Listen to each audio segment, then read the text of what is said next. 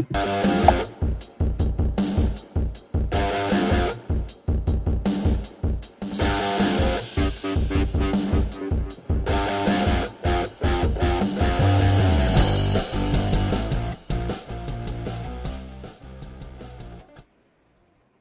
morning, hockey fans. This is Stephen Heisler with HeisHockey.com, the Victoria's Hockey Company, and the Junior Hockey Discussion Group on Facebook. You are watching the Junior Hockey Morning Show. We are on the World Sports Broadcasting Network, WSBN.TV, Twitter, Facebook, YouTube. Hopefully you're watching us today from your office, most likely from your phone. At some point, my head is not having a good day this morning. Today is Friday, July 21st. Tell me it's about 3 weeks away from my birthday. 2 weeks? Yikes. I'll drop another number on my August 4th. I'll be in a coma, probably in bed, sleeping off the previous night's festivities. What day is that this year? I don't know. Go to Mr. Google, Tomas. What day is August 4th? It will be a day in August, for sure. Today's topic, if you read the HeisHockey.com article from yesterday, I was talking about the Central Hockey League. And we'll go into that today. Actually, I had all the show prep done for yesterday, and we had a technical glitch again. What day? Friday. It's a Friday. So I'll have to party on Thursday, take Friday off. That's the plan. Not really my idea of a good Thursday night party. Is to go to the beach, get some salt water, have some fun. Salt water is awesome on your birthday. We'll maybe do two coasts at the same time. We'll go to the East Coast and watch the sunrise. Over to the West Coast of Florida, not California. Watch the sunset. That'll be fun. Back in the spring of 2011, the old Central Hockey League was at a crossroads. The pro model had a big crack in it, and Commissioner Dwayne Lewis went into a league meeting with a way to move forward through junior hockey. The old Central Hockey League was just part of a large group of low-level, A-level, minor professional hockey clubs stretched out really from Georgia all the way to New Mexico. They were at one point, I think they had Fort Wayne at one time. Anyway, very spread out league. The East Coast Hockey League was literally a bomb from New England to California. So all these teams started getting hit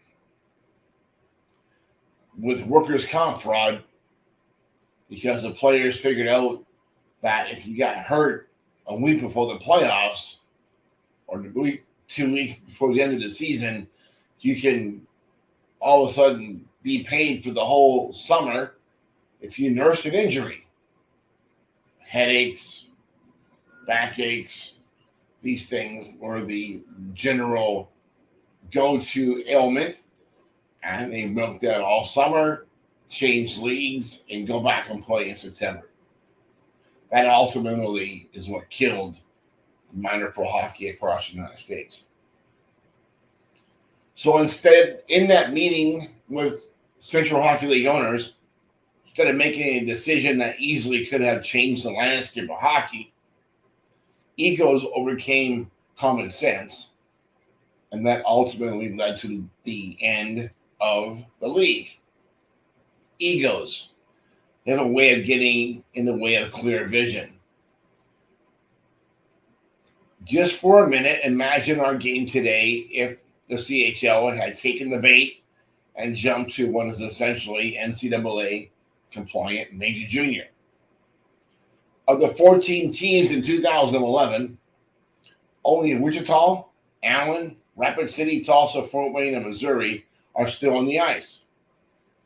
the Brahmas eventually joining the other defectors in the NAHL. Rio Grande Valley has sputtered with a few different variations of replacements.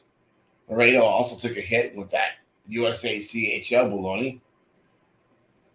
Arizona is ignoring their NBA Development League team and is still hungry for hockey. Evansville has been a continuous disaster. Same can be said for Quad City and Bloomington. It's difficult not to forget Dayton, Ohio. One can only assume that expansion into the West was going to be inevitable. But that never happened because the Central Hockey League did what they did. Eventually broke up. A few teams joined the ECHL. But going back, 13 years, I can't help but wonder what would have been an AAU league operating at higher standards than the USHL. Housing, skates, travel, no fees, professional buildings. They would have been able to print money. But here we are. And that's what happens to hockey. Greed has a way of overcoming common sense. Greed has a way of taking 75 goalies into a main camp in Chicago yesterday. I think someone in our group figured out they collected like almost $40,000 for one day, maybe more. Ridiculous amount of money for 1 day of goalie sessions, and then they break that down from 75 to 24. It's nuts. How do they take all that money from those kids for 2 sessions or 3 sessions on the ice? Doesn't make any sense. But that's today's junior hockey. That's today's factor of greed. And one of our people in the group last night says, that's just hockey now. It's all about the money. Well, we ran across something else yesterday that kind of disturbed me. The Fellowship of Christian Athletes has been around for my entire life. I was a member of that as a teenager. We supported that group over and over and over again for many years, for many different issues, fundraisers they've had, only to find now that FCA has given FCA Hockey, the guys that were running North Star, and had some legal problems there in Minnesota. Now FCA Hockey is on the board, and they are acting as advisors. And they have a AAA program. They don't have a rink. The website's full of poop. But asking for donations and talking about Christian ministry in one moment and then charging a $3,000 fee in the other, it's not really what I thought FCA was about.